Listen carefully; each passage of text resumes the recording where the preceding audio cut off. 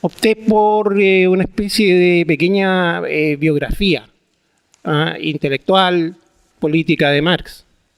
Y escribí una ponencia que la titulé Como la cigarra, Carlos Marx, 1818-1883. Bueno, lo de la cigarra, como ustedes saben, es una canción de Mercedes Sosa. Entonces esta ponencia dice así, que es un resumen de un resumen que hice, ¿no?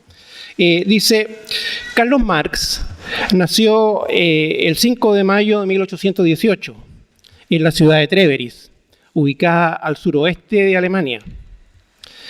Después de cursar sus estudios secundarios en su ciudad natal, estudió Derecho en la Universidad de Bonn y luego en la de Berlín. Allí se integró al llamado Club de los Doctores, grupo informal de estudiantes de tendencia neo-hegeliana, críticos de la realidad alemana, haciendo amistad con Arnold Ruge y Bruno Bauer, quien, luego de que fue nombrado profesor, invitó a Marx a que fuera su ayudante en esa casa de estudio una vez que Marx se doctorara. Proyecto que finalmente fracasó por razones que por tiempo no detallo. Al mismo tiempo, a la fecha, en la ciudad de Colonia había venido desarrollándose fuertemente el capitalismo, por lo cual había allí una poderosa burguesía crítica del orden existente en Alemania. A fin de cuestionar ese orden, miembros de dicha burguesía decidieron financiar un periódico, que será la Gaceta Renana. Para ello necesitaban un personal intelectualmente preparado, razón por la cual reclutarán a varios jóvenes neo-hegelianos, entre ellos a Marx. Este empezó su colaboración con la Gaceta en marzo de 1842.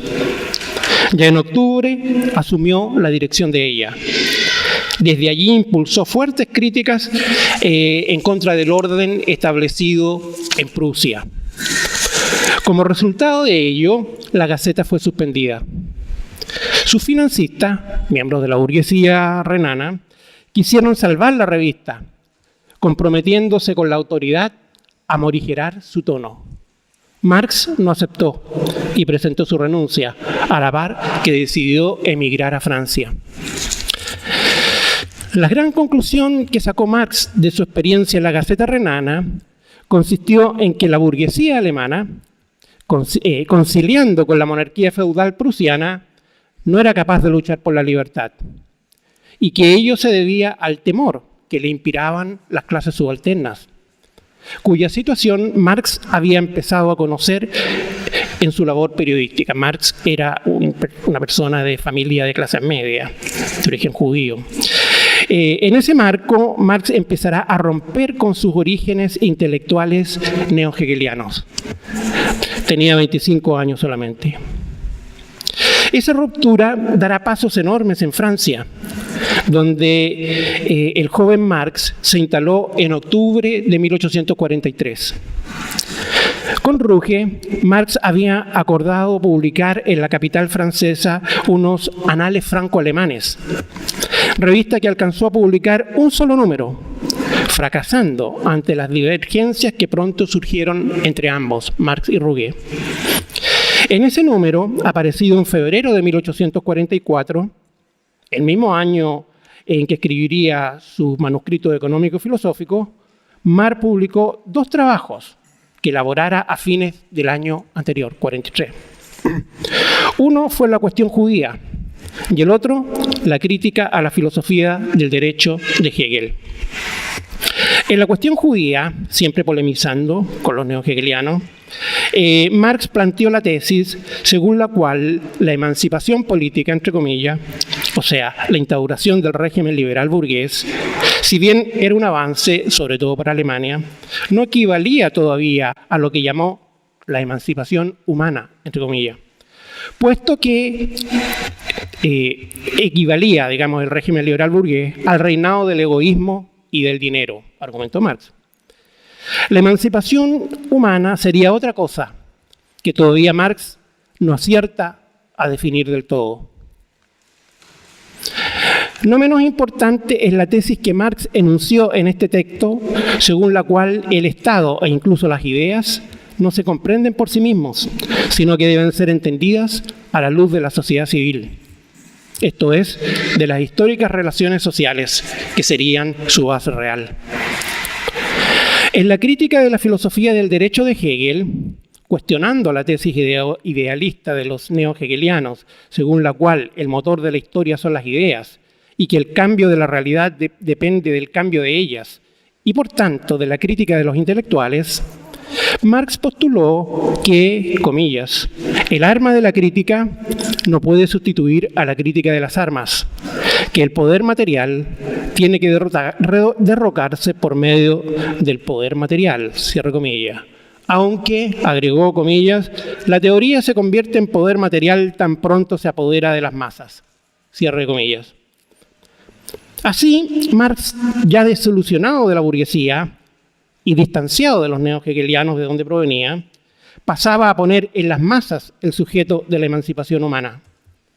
Cambio sin duda radical. Incluso más, Marx en este texto visualiza al proletariado en tal rol emancipador. Sería en el proletariado, que la filosofía encontraría sus armas materiales para realizarse, sostuvo Marx.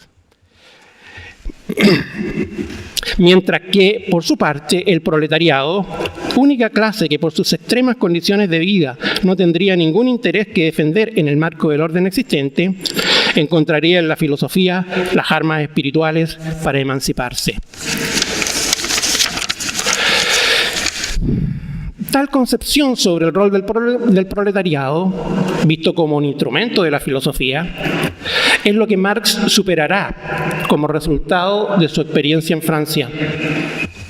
Ello fue posible debido a que a lo largo de 1844, aquí Marx tomó contacto con el proletariado de carne y hueso.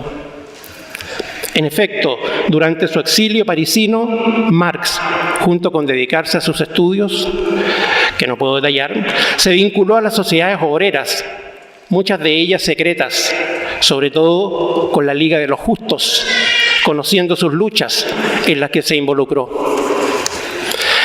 En enero de 1845, el gobierno francés, por presiones del prusiano, expulsó a Marx y a otros exiliados alemanes del territorio francés.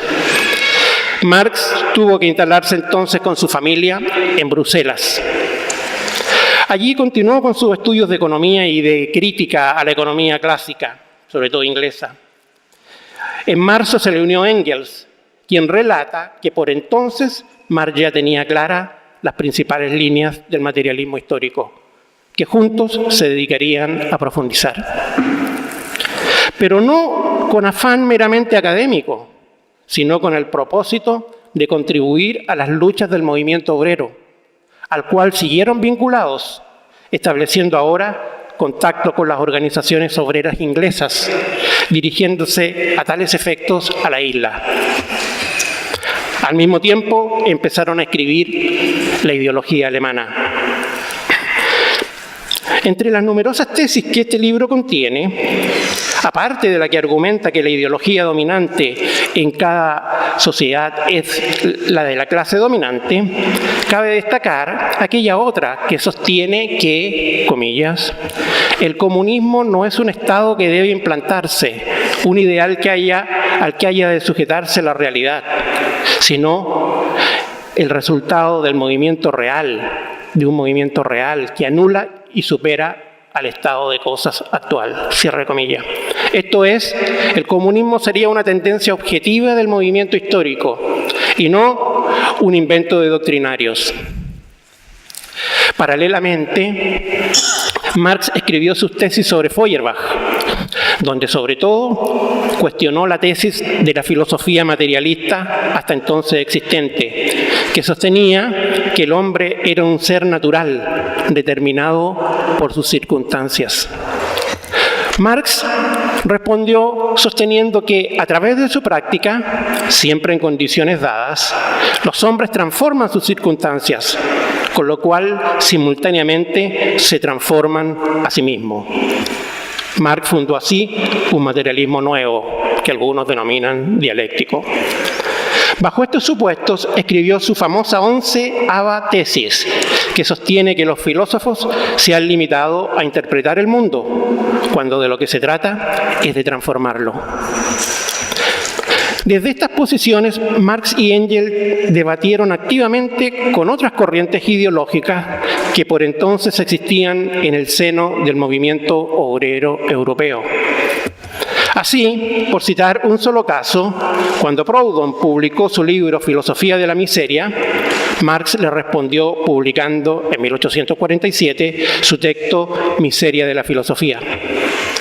Todo en medio de una práctica política intensa dentro del movimiento obrero europeo de la época, lo cual, en fin, fue convirtiendo a Marx y Engels en un referente dentro de dicho movimiento. En ese contexto, los directivos de la Liga de los Justos, organización obrera residente en Londres y cuyos directivos estaban en Londres, decidieron invitar a Marx y Engels al congreso que la entidad celebraría en el verano de 1847, en la cual la Liga se reorganizaría, pasando a denominarse Liga de los Comunistas. Durante su realización, el Congreso decidió encargar a Marx y Engels la redacción de un manifiesto con los principios de la entidad, el cual estuvo listo a comienzos de 1848, siendo publicado en Londres en el mes de febrero de ese año. Ese fue el origen del manifiesto del Partido Comunista. Entre sus tesis cabe destacar aquella que sostiene que, comillas, la historia de todas las sociedades hasta nuestros días es la historia de la lucha de clases, cierre comillas, y que en la época burguesa, a diferencia de las anteriores, esas luchas se hacían más evidentes, enfrentando abiertamente a la burguesía y al proletariado. Sin perjuicio de estas categóricas afirmaciones, en el manifiesto Marx hace un reconocimiento admirativo hacia el capitalismo y hacia la misma burguesía, particularmente cuando dice que ésta, comillas, a lo largo de su dominio de clase, que cuenta con apenas un siglo de existencia, ha creado fuerzas productivas más abundantes que todas las generaciones pasadas juntas, cierre comillas. No menos relevante es la vocación mundial que Marx vio en el capitalismo, en cuyo análisis, sorprendentemente, adelanta los rasgos esenciales de la actual globalización. Comillas. Mediante la explotación del mercado mundial, la burguesía, dice el manifiesto, ha dado un carácter cosmopolita a la producción y al consumo de todos los países. Con gran sentimiento de los reaccionarios, ha quitado a la industria su base nacional, cierre comillas. Y sobre lo mismo, agrega, comillas, espoleada por la necesidad de dar cada vez mayor salida a sus productos, la burguesía recorre el mundo entero. Necesita anidar en todas partes, establecerse en todas partes, crear vínculo en todas partes, merced al rápido perfeccionamiento de los instrumentos de la producción y al constante progreso de los medios de comunicación, sostiene luego el manifiesto, la burguesía arrastra a la corriente de la civilización a todas las naciones, hasta las más bárbaras. No obstante, el capitalismo, sostiene Marx, comillas, se asemeja al mago que ya no es capaz de dominar las potencias infernales que ha desencadenado con sus conjuros. Comillas, cierre comillas. Y esas potencias infernales se manifiestan en las crisis, comillas, que con su retorno periódico plantean en forma cada vez más amenazante la cuestión de la existencia de toda la sociedad burguesa. Cierre de comillas. Amenaza que, en fin, tiene en el proletariado su otra cara. En referencia a el manifiesto sostiene que, comillas, la burguesía produce ante todo sus propios sepultureros. Cierre de comillas. La publicación del manifiesto coincidió con el estallido de la Revolución del 48 en Europa.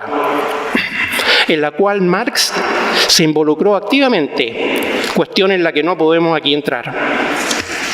Derrotada la revolución, en agosto de 1849, Marx debió exiliarse en Londres, donde después de un tiempo, en 1852, se alejó de lo que quedaba de la Liga de los Comunistas, que pronto se disolvería, para retornar a sus estudios de economía, predecesores de su obra cumbre, El Capital.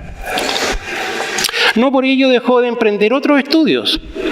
Destacan los relativos al análisis de los acontecimientos revolucionarios recientes. Al respecto cabe mencionar la lucha de clases en Francia de 1850 y luego en 1852 el 18 de Brumario de Luis Bonaparte, que aborda los sucesos que en Francia culminaron con la proclamación del Segundo Imperio. Todo esto tiene aportes historiográficos, pero también teóricos, en los que no podemos detenernos. A mediados de 1852, Marx aceptó el ofrecimiento de Charles Dana para escribir en el New York Daily Tribune. Por años, Marx mandó a este periódico importantes estudios, entre otros sobre las sociedades orientales, que lo llevaron a elaborar el concepto de modo de producción asiático.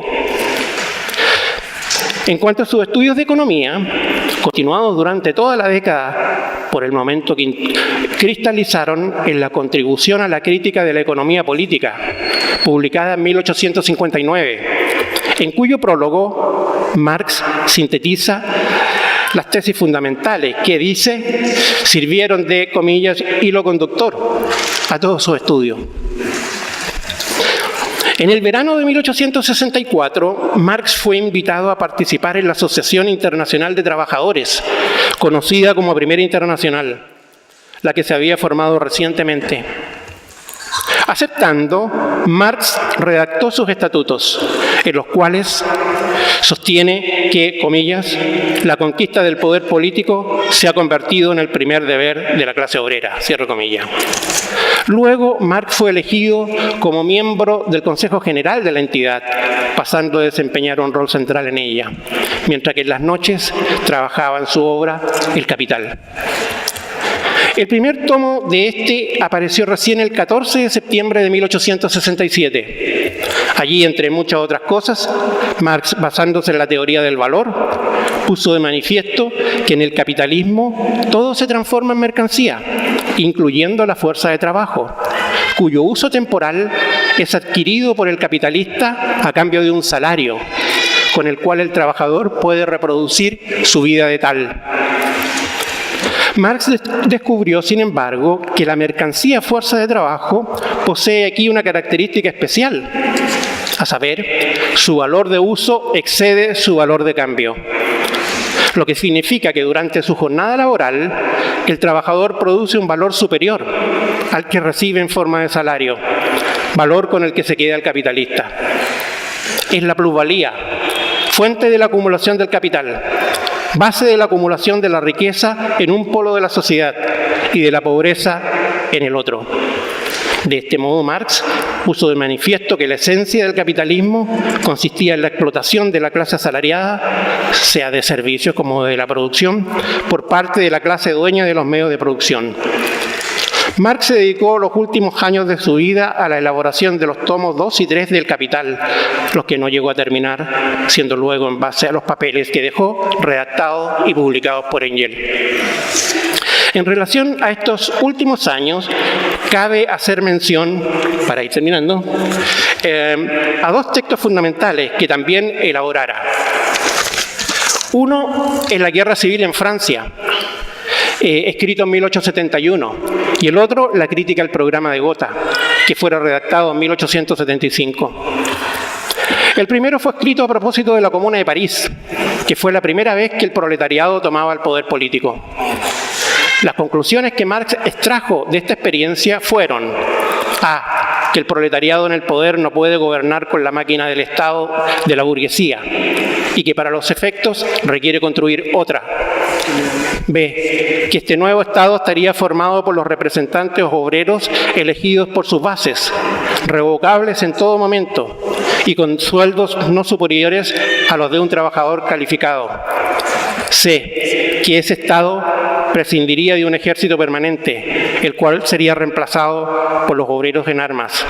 Y D, que cumplido con su rol de socializar los medios de producción, al eliminar con ello las clases, ese Estado comenzaría a extinguirse gradualmente.